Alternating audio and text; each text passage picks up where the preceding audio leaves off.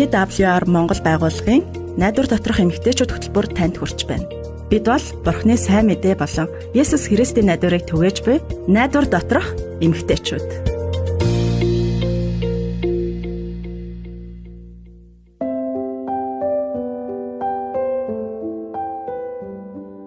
Маань нэг найз сүүлийн үед нэг л сонирн болоод байсан.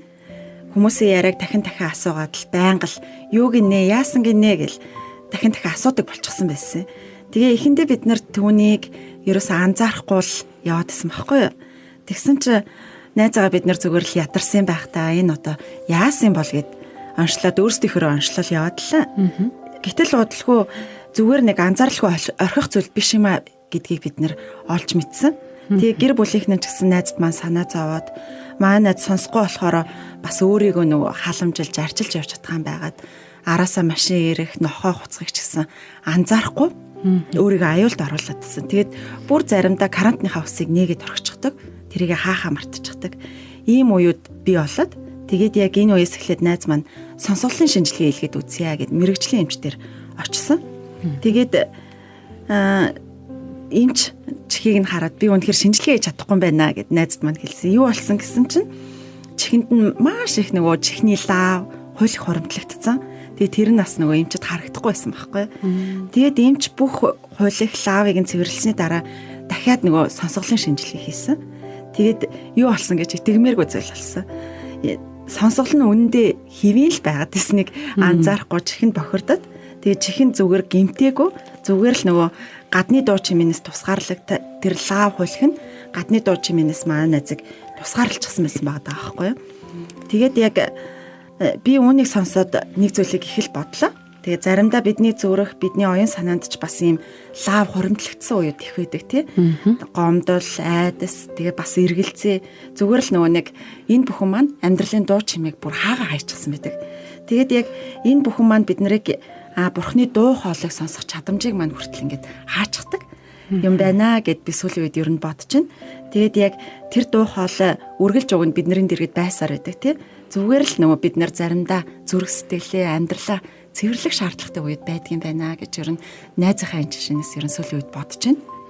Тийм шүү. Тэгээд сонсогч танд энэ өдрийн мэндийг хүргэе. Найдвар доторх эмэгтэйчүүд нэвтрүүлэгтээ тавтай морил би гэрлээ байна. Тэгээд өнөөдөр бид дэгийн эмчтэйгээ хамт чихээ хэрхэн цэвэрлэх одоо арчилгах талаар ярилцах болно. Тэгээд таны чих нь бас ямар арчилгаа шаардлагатай байгааг бас эмч маань бидэнд хэлж танилцуулах болно. Тэгээд 2 дугаар хагаст маань бас чимгээ эгч маань бидэнтэй нэгдэх болно. Тэгээд бидэнтэй хамт байгаарай. Хамтдаа цагийг өнгөрүүлээ. Тэгээд биднийг бас онцгой цаг хүлээж байгаа шүү. Тийм шүү. Би Жимсэн та бүхэндээ нэвтрүүлгээрээ дамжуулаад дахин уулзж байгаадаа баяртай байна. Нөө Жимсээ эмч нарын нэг алдартай үгийг чи сонсч ирсэн үү? Өөрийнхөө тохооноос жижиг юу ч чихэндээ хүргэж болохгүй шүү гэд. Сонсч ирсэн байна. Гэхдээ хүмүүс ихэвчлэн гэхдээ эмч би чинь одоо тохоогоо чихэндээ хийж чадахгүй штэ гэж эмчийн өдөөс хариулдаг штэ тий. Гэхдээ бидний хариултыг сонсохдоо эмч нар айгуу нөө инээгээл хэлдэг штэ тий. Яг наадах чинь гэл тий. Тийм учраас нөө тохооноосоо жижигхэн одоо юу ч чихэндээ одоо хүргэх хэрэггүй. Тэгээд одоо хүргэж болохгүй шүү гэж хэлдэг. Тэгээ үнэхээр энэ одоо үнэн үг шиг санагддаг. Тэгээд жих маань маш эмзэг хэрэгтэн. Тэгээд нэг л буруу одоо оролцох юм бол амархан гэмтдэг. Тийм шүү тий. Тий.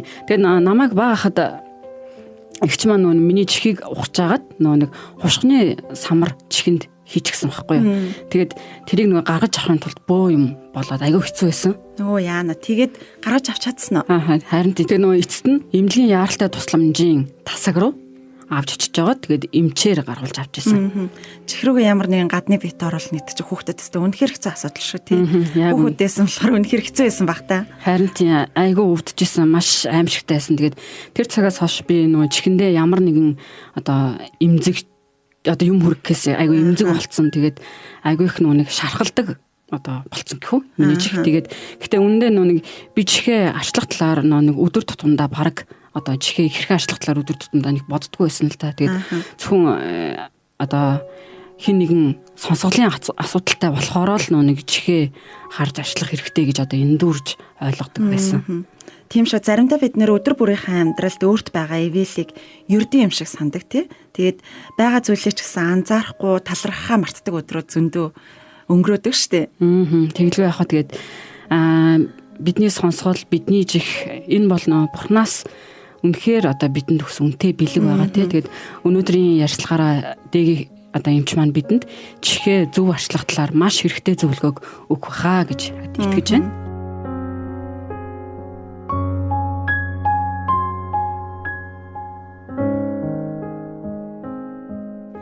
Найдвар доторх эмэгтэйчүүд нэвтрүүлэг маань үргэлжилж байна. Тэгээд дэгийн эмч маань өнөөдөр бидэнтэй ярилцахаар хүрэлцэн ирсэн байна. Тэгээд дэгийн эмчээ тавтаа мэрл.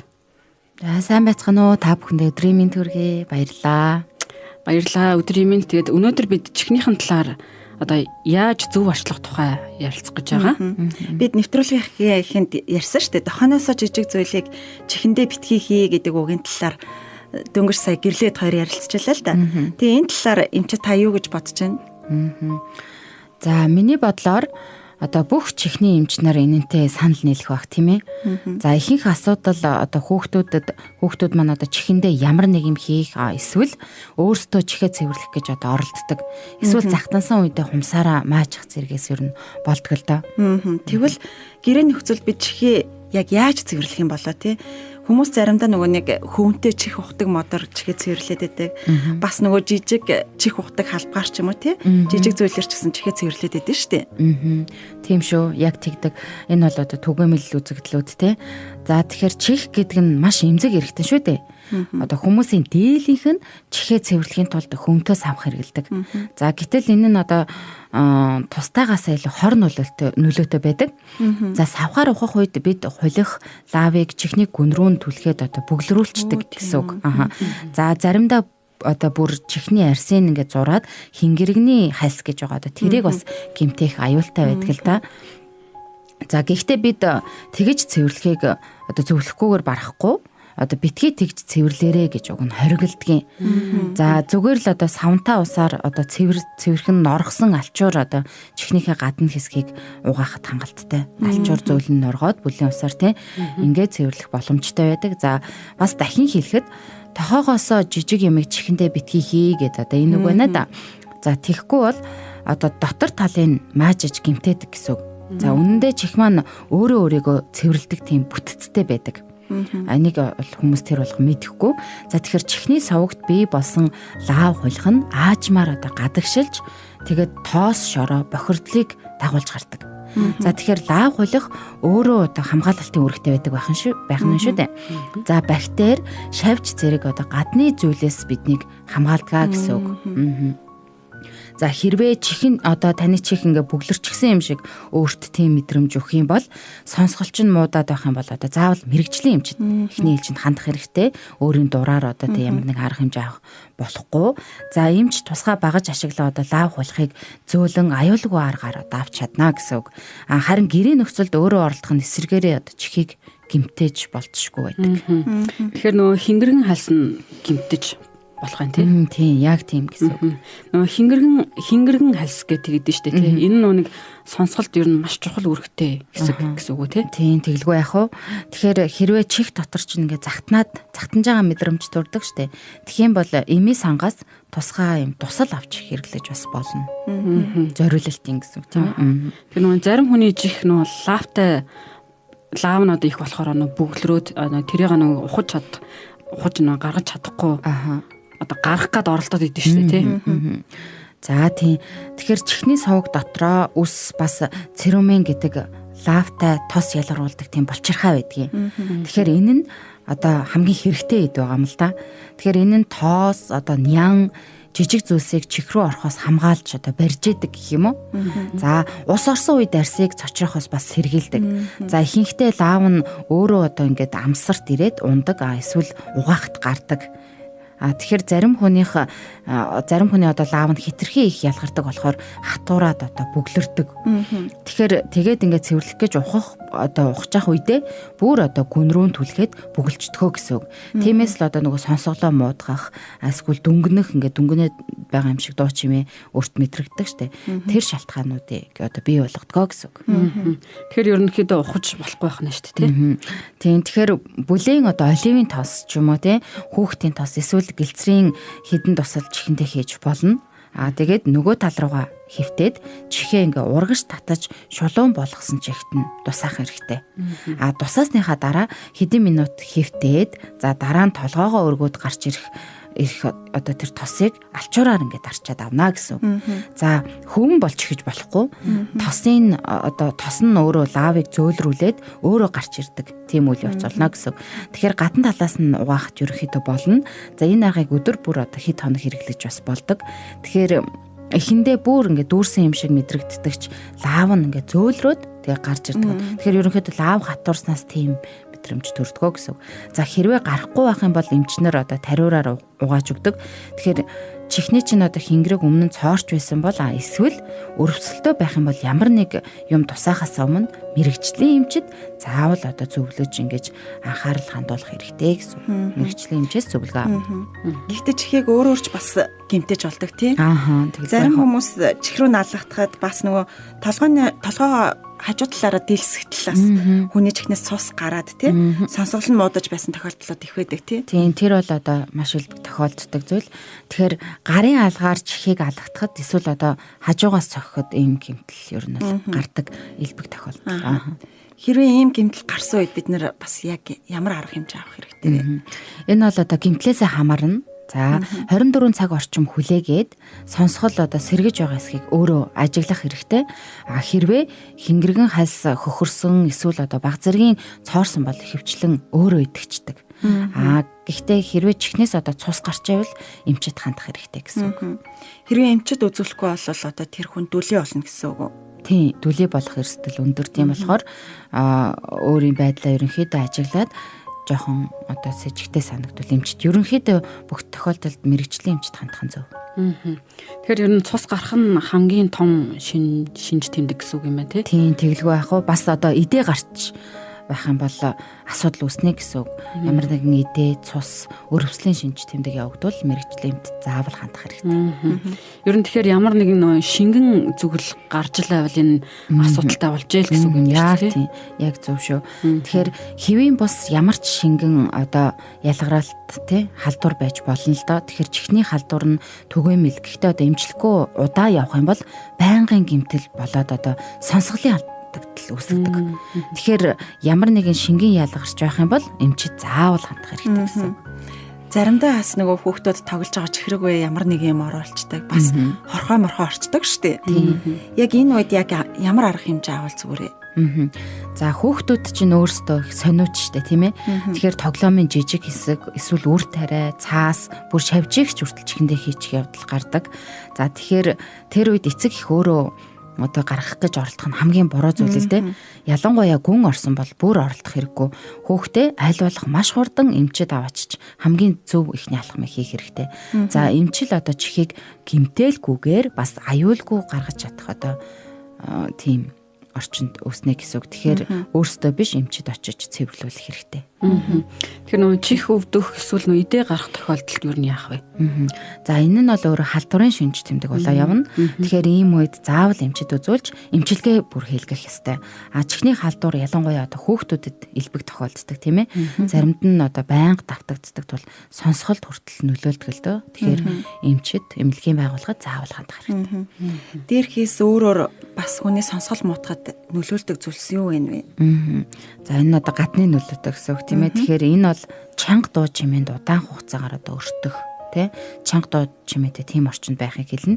За мөн нисэх онгоцны буудал бас үйлдвэрт ингээд чанга дуу чимээтэй ажилладаг хүмүүс чихний бөглөө эсвэл одоо хамгаалах ямар нэгэн зүйлийг заавал хэрэглэх хэрэгтэй. Хэрвээ тэр чанга дуу чимээнд удаан хугацаагаар ажиллах юм бол энэ нь одоо таны одоо сонсголыг бүр мөсөн гэмтэх аюултай байдаг. Чихвчээр одоо маш чанга дуу хөгжим сонсдог залуусын чих бас гэмтэх өндөр эрсдэлтэй байдаг л да. Тэгэхээр чихээ гаднаас нь тэгэж гадны нөлөөнд одоо оруулахгүй тулд өөрсдөө нөгөө хамгаалах арга хэмжээг авах хэрэгтэй гэсэн. Тэгэхээр нөгөө чих дүлэрхийг хүмүүс бас өндөр настай хүмүүст л тохиолддог. Насны ирэхээр чих дүлэрдэг гэж боддог шүү дээ. Бас бага насны хүүхдүүдэд чих дүлэрх асуудал бас байж болох уу? Тийм ээ, тэгэлгүй яах уу. За хүүхдүүд янз бүрийн шалтгааны улмаас зарим нэг өвчний улмаас бас сонсголгүй болж болно л доо. За хэрвээ таны хүүхэд 2 нас хүртлээ таны дуу хоолойнд ямар нэгэн хариу өгөхгүй эсвэл хідэн одоо энгийн үг хэлж чадахгүй байх юм бол энэ нь сонсголын бэрхшээлтэй байх магадaltaй гэсэн үг. Тэгэхээр чих үнэхээр анхаарал тавих хэрэгтэй чухал хэрэгтэй юм байна шүү дээ. Анзаарахгүй л өнгөрөөд идэг болохоос ш. Тэгэхээр чихний эрүүл мэнд одоо зөвхөн сонсгол төдий зүйл бол биш л дээ. Тэ амьдралын чанар, харилцаа, бүр ингээд сүнслэг амьдралд хүртэл чухал үүрэг гүйцэтгэдэг шүү дээ.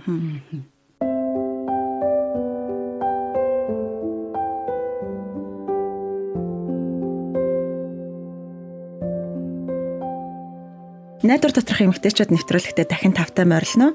Бид хэрхэн бие махбодын чихээрээ буюу махан биеийн чихээрээ сонсдог тухай саяхан ярилцсан.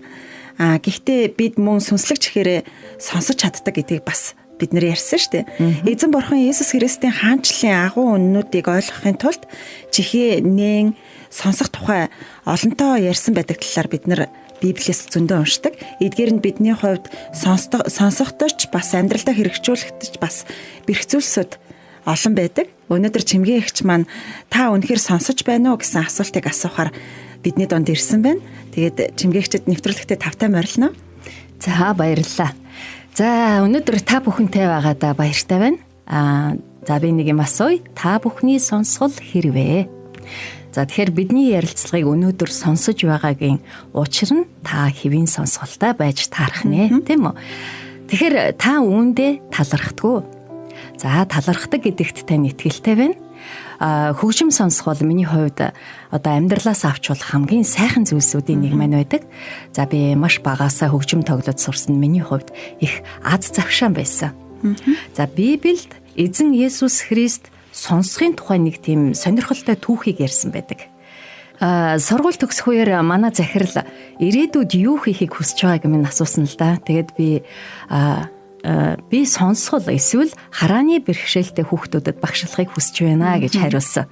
Тэгсэн захирал маань тэр даруйхан ойрхон байрладаг тэр сонсгол болон харааны бэрхшээлтэй хүүхдүүдийн сургуулиар аль альнаар нь зочлох тийм боломжийг надад өгсөн л дөө.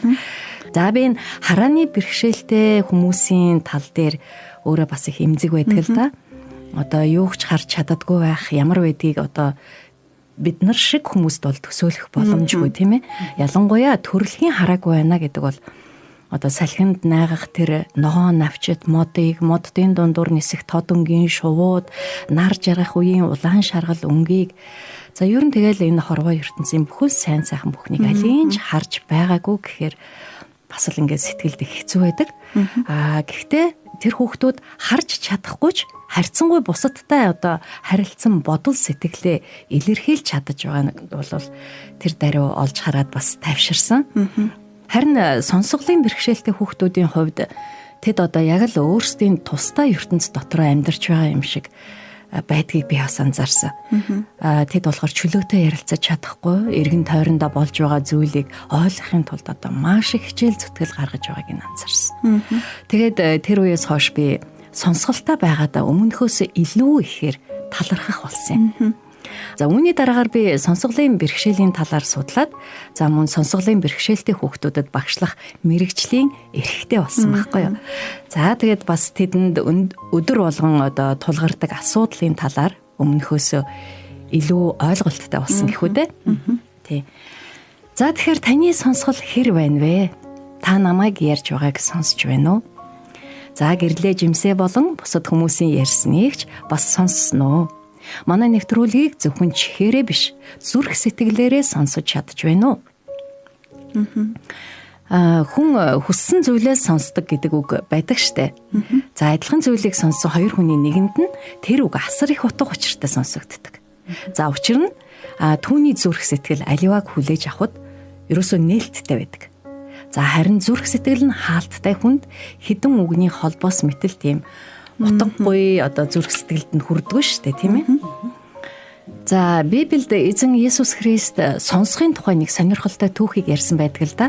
Тэгэхээр би та бүхэндээ Лук 8 дугаар бүлгээс уншиж өгье. Лук 8:4. Хот болгоноос хүмүүс ирж түүн дээр асар олон хүн хуран цуглах үед тэр сургаалт зөвөрлөлөөр ингэж ярив. Нэгэн тариачин үр суулгахаар гарчээ. Түүнийг үр цацхад зарим нь зам хаваар унсанд хүмүүс гიშгэн огторгон шууд идчихжээ. Зарим нь чулуурхаг хөрсөнд унав. Тэнд нь чиггүй тул соёолсон боловч хорчин хатжээ. Зарим нь хогийн ургамал дунд унав. Хогийн ургамал буудаан үртэй зэрэгцэн ургаж тэднийг боомлов. Зарим нь сайн хөрсөнд унаж ургаад 100 дахин илүү ургацыг өгчээ гэв. Тэр эдгээрийг айлдаад сонсох чихтэй сонсогдун гэлээ.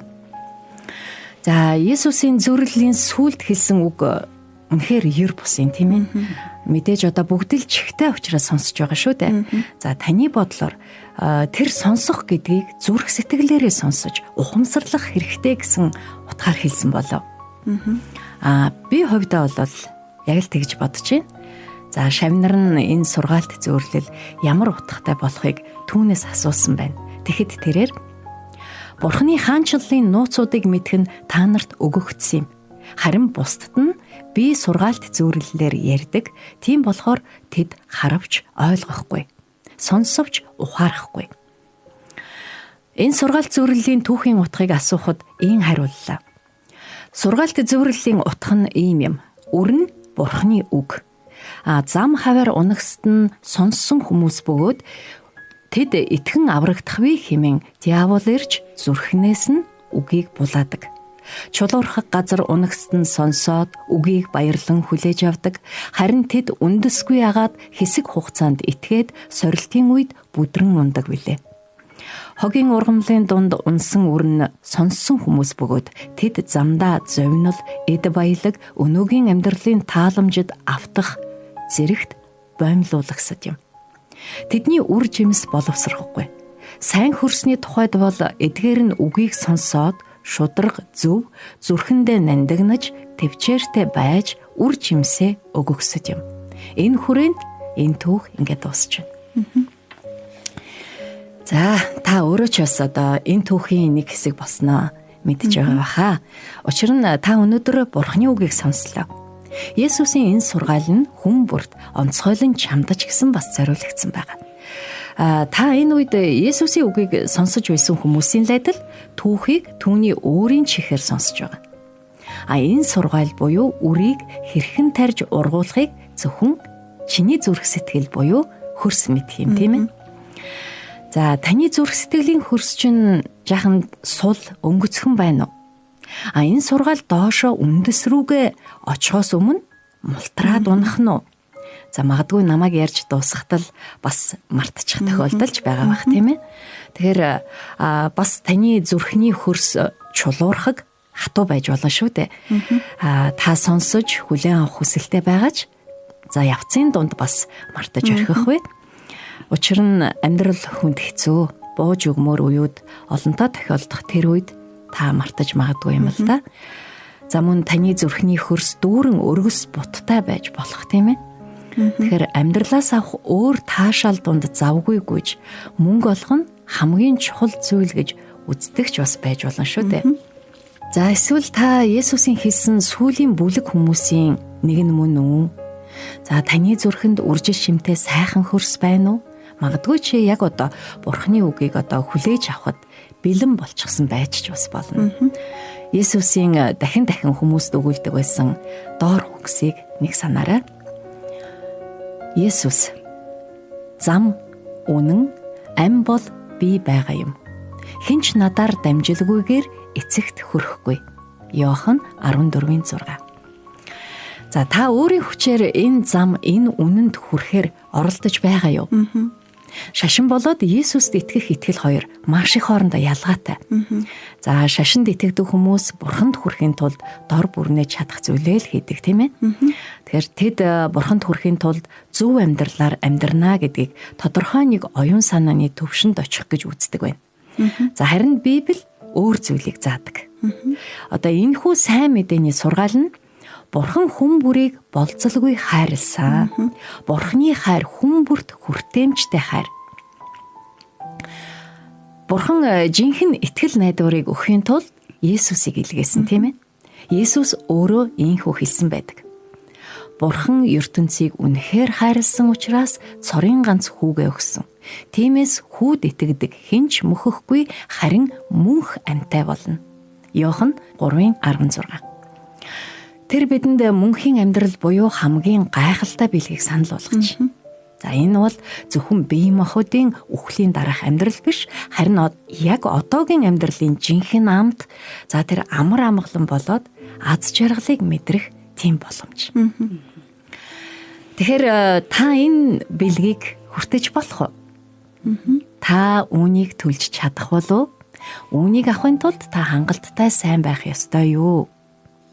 Үгүй ээ. Бэлэг гэдэг нь бэлгийг өгч байгаа хүн аль хэдийнэ чамд өгөхийг хүссэн учраас энэ учир нь байгаа юм. Гэхдээ энэ бэлгийг та өөрөө хүлээн авч байж л эцэст нь тэр бэлэг таних болно шүү дээ. Тэгэхээр Бурхны өгч байгаа авралын бэлэг нь Есүсээр дамжин үнгүй ирдэг бөгөөд энэ номлолыг сонсож зүрх сэтгэлдээ хүлээн авахад бэлэн байгаа тэр хүн бүрт нээлттэй. За тэгээд магадгүй өнөөдөр та Есүсийн хэлсэн шиг сайн үржил шимт хөрстэй зүрхтэй нэгэн болж чаднаа. Түүний юу гэж хэлснийг бүгдээр ахиад сонсъё. Лук 8:15. Сайн хөрсний тухайд бол эдгээр нь үгийг сонсоод шудраг зөв зүрхэндээ нандинаж төвчээртэй байж үр жимсээ өгөхсөд юм. Мөн түнчлэн Еврэ 3:7. Өнөөдөр та нар түүний дууг сонсвол цөлдөх сорилтын өдрийн тэрслэлдэх шиг зүрхээ бүү хатууруул хэмээжээ. За одоо би таны төлөө залбиран Бурхан таны зүрхний хөрсийг зөөлрүүлэн түүний сургаал номлолыг сонсож ойлгон нээлттэйгээр хүлээн авахд туслаасай гэж хүсэж байна. За ингээд хамтдаа залбирцгаая. Эзэн Бурхан минь, бидэнд өөрийн үгээ өгсөнд баярлалаа. Бид танд хүрэхийн тулд зовж тэмцэх хэрэггүй байдагт таны аврал хүртэхийн тулд сайн үйлсээрээ шалгуулах шаардлагагүй байдагт талархаж байна. Мөн өөрийн хүү Есүсийг илгээж бидний нүглийн төлөө өөрийн амиа өгсөнд талархаж байна. Өнөөдөр биднийг сонсож буй эрхэм анд найзынхаа төлөө мөн залбирмаар байна. Эцэг минь, түүний чихийг нээн таны үгийг сонсох боломж олгооч. Түүний зүрхэндх хөрсийг зөөллөн таны үгийн үр зүрх сэтгэлийн хөрсөнд нь гүн бат бэх үндэслэгдэн сууж таны сургаалыг хэрэгжүүлэх болтугай. Амен. Амен. Маш их баярлалаа Чимгээгч. Бидэнтэй бас энэ өдрийн энэ нэвтрүүлгийн цагийг хамтдаа өнгөрүүлсэнд баярлалаа. За баярлалаа. Мөн хоёр зүйлийг санаж яваасаа гэж хүсэж байна. За нэгдүгürt нь эмчийн тусламжгүйгээр чихээ юмар ухаж цэвэрлэхгүй байгаасаа гэж сонсогч танаас хүсэж байна. Тэгэд мөн Бурхан танд энэ өдөр юу хэлж байгааг анхааралтай сонсоосоо гэж бас хүсэж байна. Тэгээд бидэнтэй холбогдохыг хүсвэл бидэнд бас загтал бичээрэй. Тэгээд бид үргэлж нэлттэй авах болно. За баяртай. Бурхан таныг ивэх болтугай. Баяртай.